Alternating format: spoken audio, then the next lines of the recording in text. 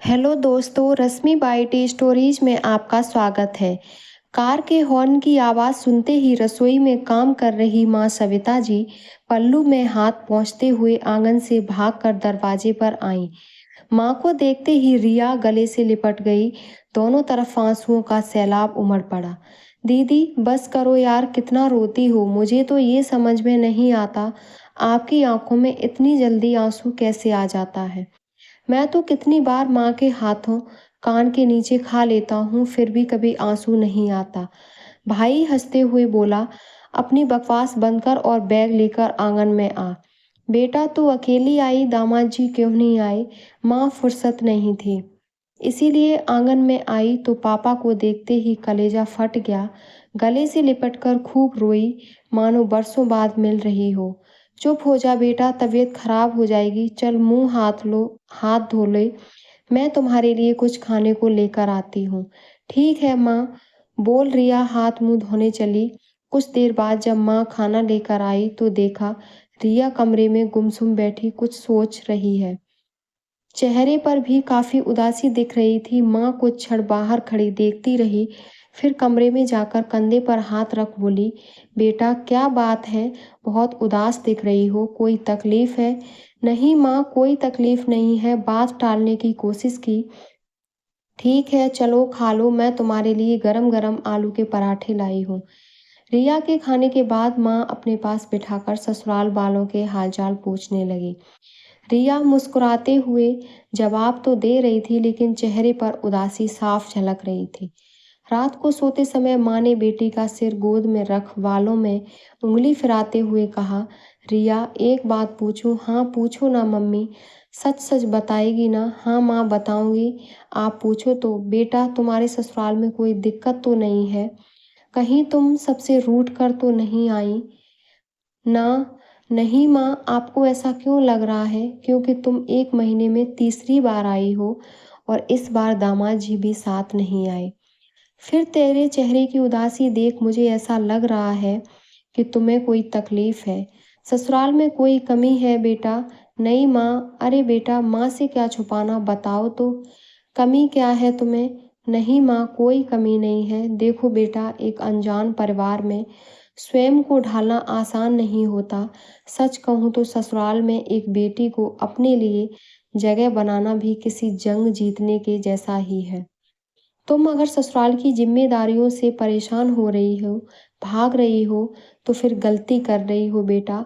जिम्मेदारियों से जितना भागोगी उतना दुखी होगी, इसीलिए उसका सामना करो। हाँ माँ समझ गई। माँ बेटी को गले से लगा सो गई। कुछ देर बाद जब आंखें खुली तो देखा रिया की आंखों से आंसू निकल रहे थे। बेटा तू रो रही है? नहीं माँ, नहीं रो रही हूँ। माँ को थोड़ा शक हुआ, तुम झूठ बोल रही हो, क्योंकि मैंने तुम्हारी और दामाद जी की बातें सुन ली। सुनते ही एकदम से चौंक गई माँ, क्या आपने सच में सुन ली? हाँ बेटा, मैंने सारी बातें सुन ली।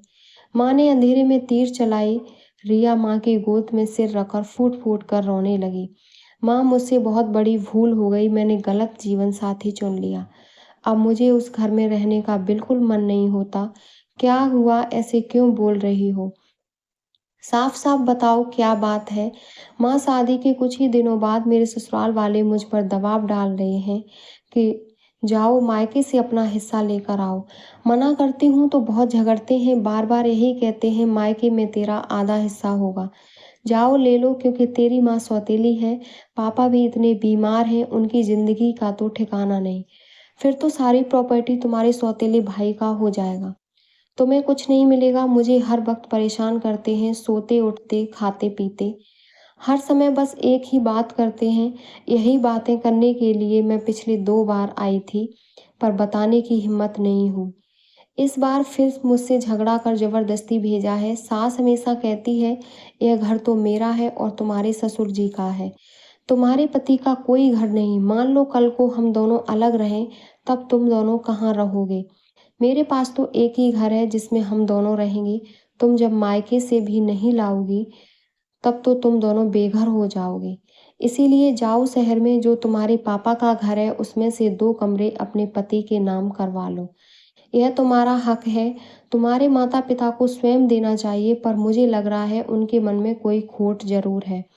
माँ तुम चिंता मत करो, मुझे कुछ नहीं चाहिए। मैं अच्छी तरह से जानती हूँ, घर खर्च, पापा का इलाज और भाई की पढ़ाई उसी घर के किराए के पैसे से हो रहा है। माँ ने उन सबको झेल लूंगी, आप कोई प्रॉपर्टी मत देना। बहुत लालची लोग हैं। सुनकर माँ के पैरों तले जमीन खिसक गई, आंखों से आंसू बह निकले। बच्ची महीनों से इतना दुख सह रही है, मैं कैसे समझ नहीं पाई उसके मन की बात, उसके दुख। कैसे सोच लिया कि बेटी ससुराल की जिम्मेदारियों से भाग रही है। रिया की शादी 6 महीने पहले ही अपने क्लासमेट वरुण के साथ हुई थी। जब वरुण के माता पिता रिश्ता लेकर आए तब माँ ने कितनी बार समझाया, बेटा पहले पढ़ाई पूरी कर लो, अपने पैरों पर खड़े हो जाओ, फिर शादी करना। वैसे भी तेरे पापा बिस्तर पर हैं, अकेले कितना देख पाऊंगी। कहीं कुछ ऐसा ना हो कि तुम्हें बाद में पछताना पड़े।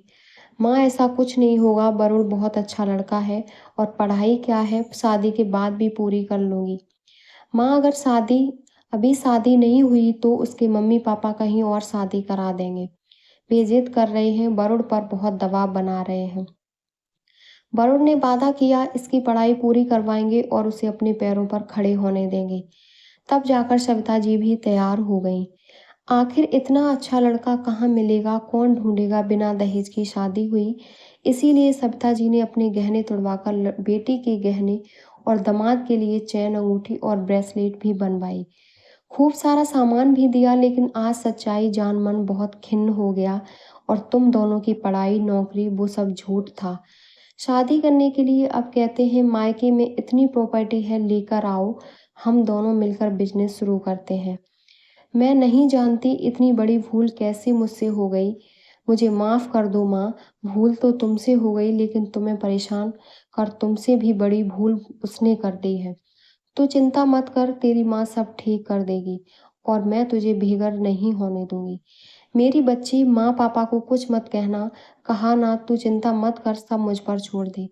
अच्छा एक बात बताओ, उसने तुम पर हाथ भी उठाया? रिया माँ के सीने से लग जोर से रोने लगी। माँ अपनी बाहों में भर बेटी को सुला लिया। रात भर नींद नहीं आई। अपनी पिछली यादें चलचित्र की भांति दिमाग में घूमने लगी। क्या सच में माँ की परछाई बच्चे को लग जाती है? उसका भी पहला रिश्ता कुछ यूं ही दहेज की बलि चढ़ गई थी।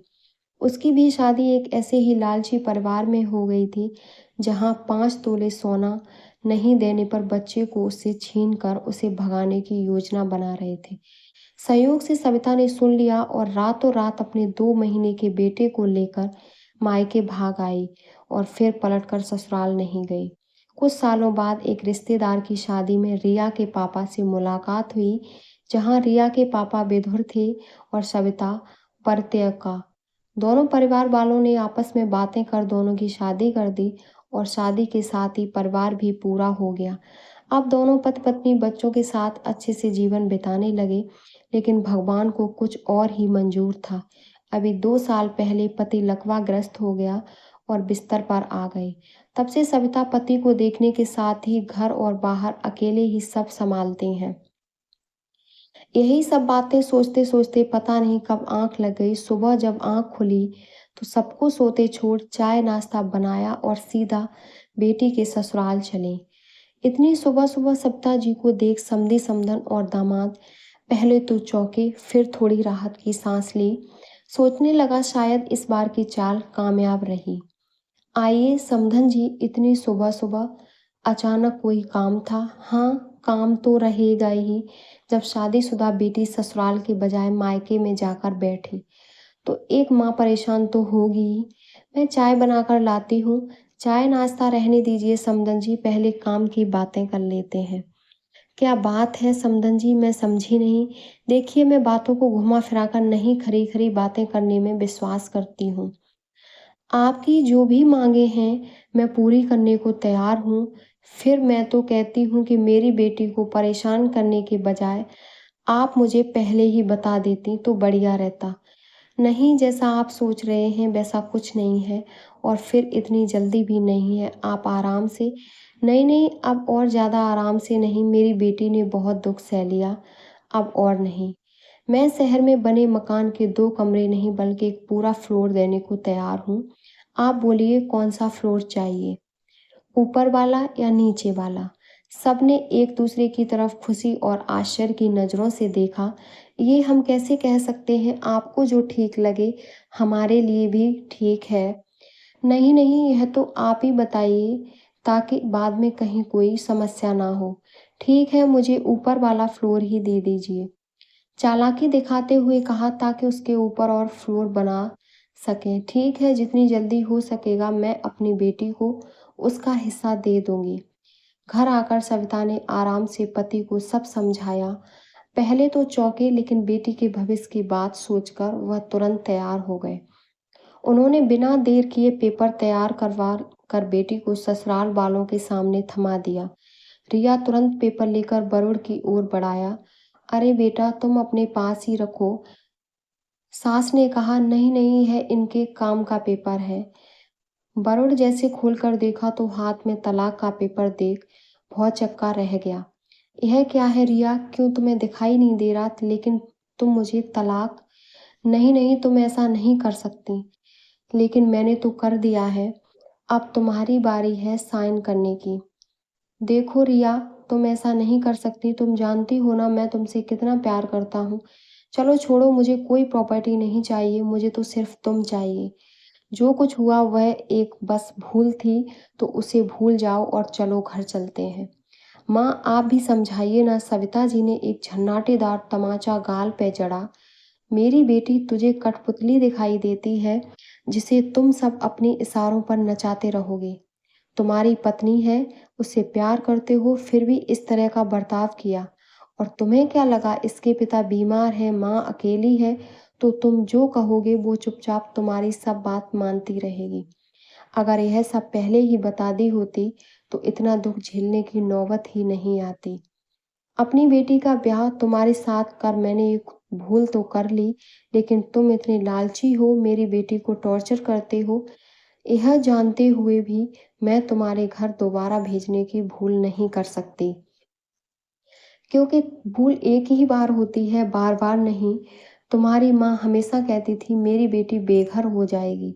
तो सुनो, मैंने घर के साथ आधी संपत्ति बेटी के नाम कर दी है, तो अब वो बेघर नहीं, उसके पास भी घर है, जमीन जायदाद है। तो तुम्हारे नर्क जैसे घर में उसे जाने की जरूरत नहीं। वरुण के साथ सभी हक्का बक्का देखता रह गया। उम्मीद करती हूँ आपको मेरी कहानी पसंद आई होगी। अपना विचार कमेंट बॉक्स में ज़रूर बताएं और चैनल को सब्सक्राइब करें। धन्यवाद।